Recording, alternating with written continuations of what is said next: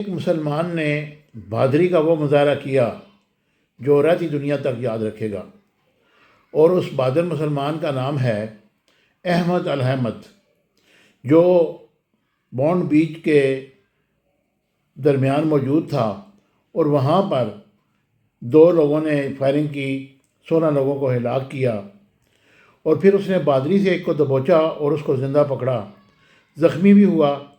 آج prime minister Australian Anthony البانیس نے اسپتال کا دورہ کیا، اور وہاں پر انہوں نے اس کی عیادت کی اور کہا کہ آپ ایک بہادر نوجوان ہیں اور آسٹریلیا کو آپ پہ فخر ہے۔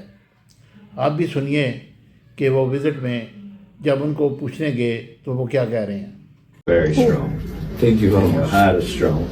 Thank you. Your courage is inspiring. Thank you very much. We are a brave country.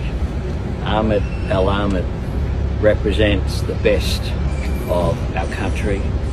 We will not allow this country to be divided. That is what the terrorists seek. We will unite, we will embrace each other, and we'll get through this.